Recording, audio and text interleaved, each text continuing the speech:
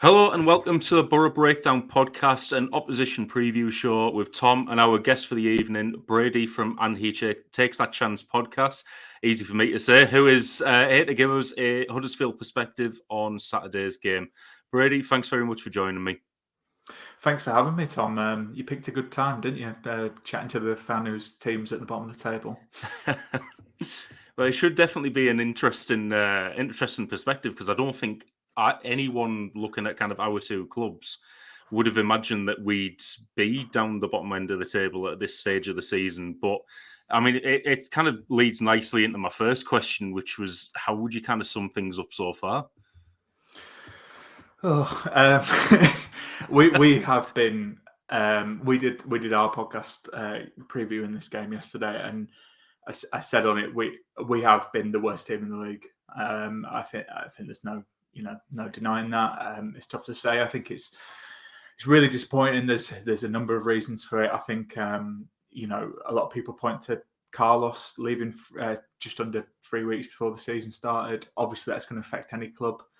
We lost Lewis O'Brien, we lost Harry Toffolo to Forest, who beat us in that final. Don't need to talk about that final and the decisions. We'd be doing worse than Forest if we got promoted anyway. So maybe a bullet dodged. It's just kind of been a season like we've not really replaced key players. If you look at that starting 11 from the playoff final, we've lost 6 players, and I would argue the players we've brought in. I'd say they're good signings, but maybe good signings for the future. We've kind of taken a gamble on looking to sell players down the line, which we do as a club, and not really replacing them now. Danny Schofield came in. I think I'm not sure if Boro fans knew this, and I'll try and keep it short. But when Carlos actually left, it was in his kind of resignation statement from the club at the bottom. It said, "Oh, when Danny Schofield's in charge," and it was like kind of from a PR perspective, not handled that well, because it was like, what is he, permanent manager? Is he, what's going on? And then it was like, oh yeah, he is permanent manager. And unfortunately for Danny, he's a great, he was a Huddersfield Town legend. When we were, even further down the leagues back in the day, and he's a really nice bloke by all accounts, but it just didn't work. Obviously, he's taken the job at Doncaster in League Two today, and I hope that works out for him, because he is a really nice guy. And I feel like we lost someone who was a club man, but he wasn't ready for the job. We've got Mark Fotheringham in charge now. It's only 5 games in, but he's not a wallflower. He's very kind of, he'll say what he thinks, and I think some fans have, particularly when you're bottom of the table, you've not really seen that classic new manager bounce. I think it's starting to rub fans off the wrong way. So it's been a kind of a mess. So that we deserve to be at the bottom. And unfortunately, I hate to say this, but I can't wait for the World Cup so we can have a bit of a break from it all. It's been terrible. No, I know the feeling. I think we were thinking that, and some people still might be. Obviously, the win last night's done quite a lot to lift spirits, and then supposedly hiring Carrick, which is all but confirmed at the moment. But I think you mentioned it there about the 6 players who were in the playoff final team who've left. Obviously, the most notable there, O'Brien and Toffolo, who went to Forest. Just how much of a miss have they been this season? Is there anyone kind of other than those two who've been more of a miss to the team? So I think, and I'll be the first to admit this, we knew, the second the playoff final whistle went and we'd lost the game, we knew O'Brien was going to be in the Premier League. Obviously, it stings a little bit they went to Forest, but he's been such a huge miss. I think, I'll put my hands up and admit it. I didn't think we could directly replace him, but I thought, good fee, 10 million was the rumor. I thought we could kind of reinvest and rebuild it, but he brought so much energy to the team. I'd kind of underestimated, as fantastic a player as he was, and we were singing all his praises, how much an effect that had. Toffolo as well is a huge miss, not just because he was great from an attacking sense at left back. I think particularly, when you're doing well or things aren't going so well, he was a real character, engaged a lot with fans. He did a lot of stuff outside of the pitch to engage with the fan base. And it's really sad when you see those type of people go. I think that's what's doubly bad. And they've been huge misses. I think the one that's kind of not really talked about, and I'm sure you get this, but at Boro, but there's some players that like put up good numbers, but people don't really rate. And for me, Denelson Arnie, who we had on loan from Norwich, who's back there now, he was really underrated, but he was one of these typical wingers where he'd either do something amazing in the first 20 minutes or nothing at all. But he scored some crucial goals for us. And the issue is, we've replaced them with, as I kind of touched on, either kids or players from League One who are up and coming, like Jack Rodoni, who we signed, who I think maybe want to, he's not really been starting, but he has shown glimpses, so it might play on Saturday. But again, it's just, it was for a struggling League One team, and that's no disrespect to Wimbledon, but obviously it's a big step up, and it's just been bad. I think we've really missed it, and as I kind of touched on, we've not really signed the players to replace them now, so that's why we're struggling. So, in terms of those transfers, do you think that's kind of like more of a long-term strategy from the club or anything? Because I remember before last season looking at some of Huddersfield's transfers, and I don't think a lot of money was spent at that point. And like personally, for me, I was kind of thinking, all right, maybe down the bottom of the table in terms of predictions, and then absolutely got proven wrong for most of last season, and Corberan did a hell of a job. I just remember how good Huddersfield were at Riverside. Does it seem like it's really kind of a continuation of that this season then? Yeah, I think, so like last season, I mean, like it wasn't you just thought that when we signed the players we signed, I thought we'd be where we are now, kind of like lower end of the table. I think that's just got to give credit to Carlos and his coaching and his staff for getting the best out of those players. To be honest, this isn't to. I'll get my excuses in before the game on Saturday, but we aren't a club that have the same wage budget as Middlesbrough. We can't invest the same players, but that's the Championship. Like that's the way it is, and we've shown, under Carlos last season, under David Wagner when we got promoted, that we can compete. It's not always about money.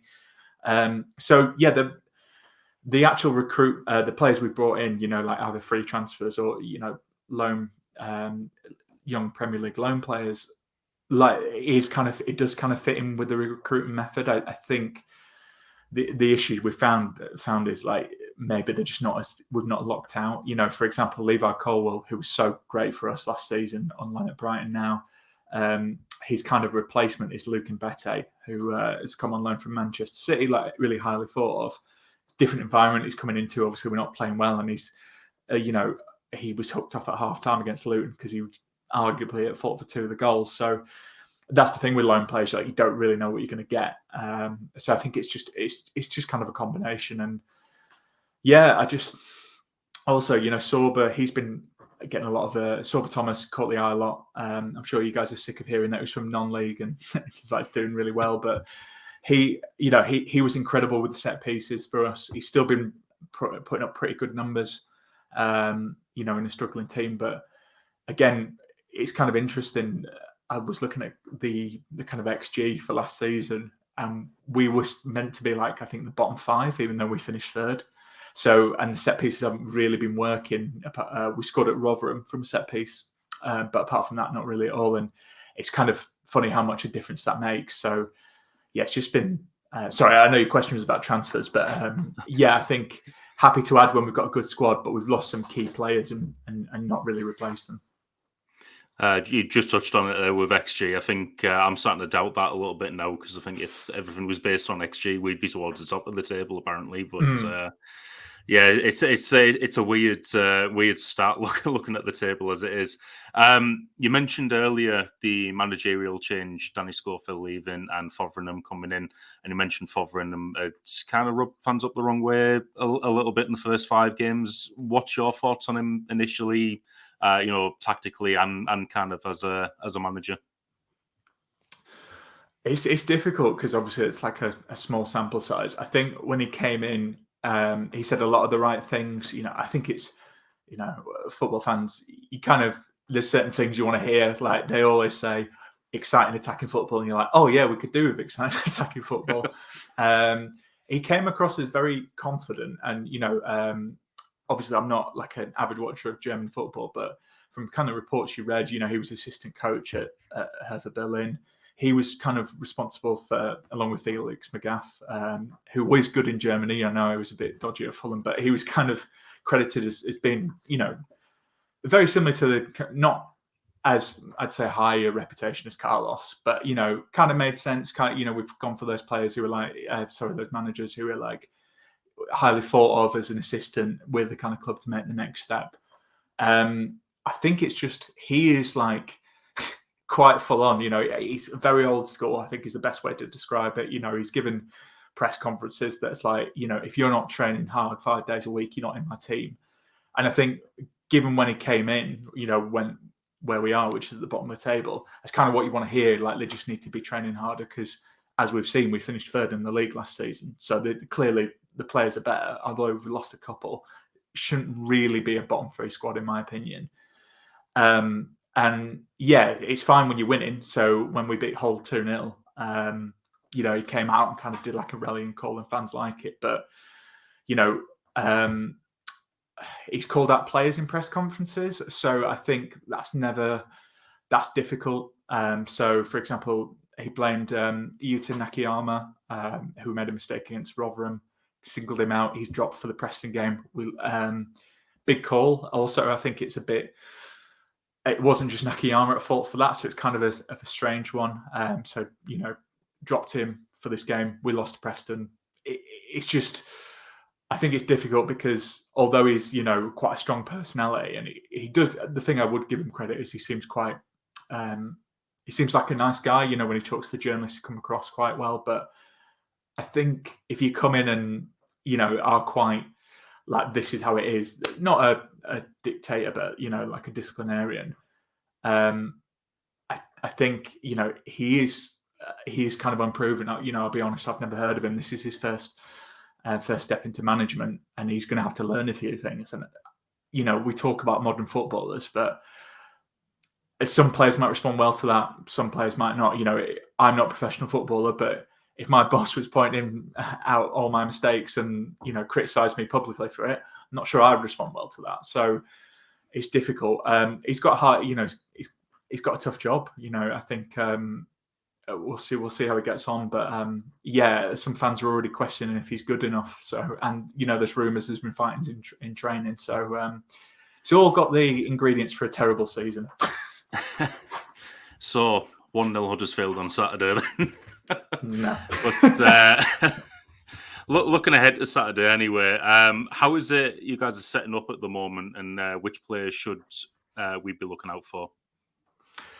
So we're kind of setting up as a 3-5-2 at the moment. So you've got like Lee's Hellick, who we signed for Barnsley, who's actually been quite good. I think we'll be quite busy, I imagine, on Saturday. So he tends to kick and head everything clear. So he's one to watch out for. And then kind of the five. So we're playing, wing backs like pretty much every team in the league does. But we've got Sorba playing right wing back. He is our main creative threat. So he's certainly one to watch out for. Ben Jackson's on the other side, and then we've kind of got a three of Dwayne Holmes, Kamara, and David Kasumu.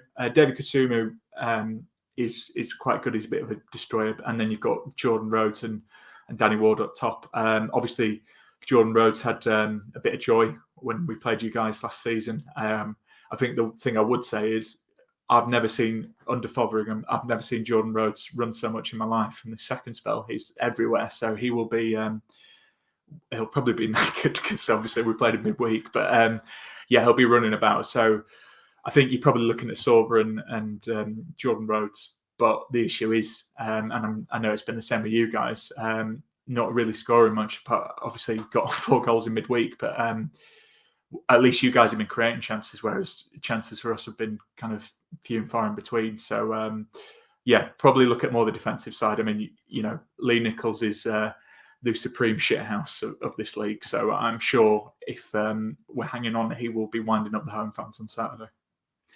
So do you think that that chance creation, obviously, I think it goes without saying, but that will be where the game's won and lost on Saturday for both teams, really? Or do you think there's another area of the pitch where that those sort of key battles are going to be where it's won and lost? I think for a lot, in terms of when we've lost games, we've not been kind of battered yet. Famous last words, but there have been individual errors, which I think is a team low in confidence. So I think, again, this is why we've been so poor this season. It's a lot, that's not to criticise oppositions who have played better than us, but a lot of their kind of goals have come from our own fault and our own doing. So, we have a defensive error in us for sure. I think in terms of if we're going to get anything from the game, it is our set pieces. Sorba is an excellent set piece taker at this level. And, we can talk, I've talked about tactics for all you like, but we've got big lads. So, as what did Paul Ince say? Forget this tiki-taka crap. So sometimes, we've got a good set piece taker, and sometimes a big lad heads it in. So yeah, set pieces are one to watch out for sure. Yeah, that's worrying. We haven't been the best against set pieces this season. We just conceded one last night as well. So fingers crossed we can improve there. But looking ahead, last question. Predictions for the game on Saturday. What are you going with? So it looks like Carrick's not going to be in charge. Is that right? Like he's agreed, but he won't be in the dugout. From what we've heard on our side, Leo will still be in charge on Saturday, and Carrick's all but confirmed. But I think there's a few last minute things around backroom staff which need sorting out. So that's kind of holding things up a little bit. Yeah, I think the Riverside up. You've got a new manager. I know he's technically not in the dugout. I think it'll be a good atmosphere for you guys. I'd said on our podcast 1-1. I think that's kind of more heart than head. But I could. Our away form's been terrible this season. So I could probably see you guys sneaking it 2-1, but I can't back my team to lose, even though we've done that a lot this season. So I'll say 1-1. Yeah, I know the feeling. I think when it hits a home game for us, I always back us to win, even if we have been terrible, which I think for most of the season we have. I think we didn't predict it on our show this week, but I'll be going for 1-0, and I'd absolutely just take a boring game at the moment, as I'm sure either of us would really. But that's it. Thanks for joining me. This has been the opposition show from the Boro Breakdown. And this was all your Boro versus Huddersfield chatter in a pod.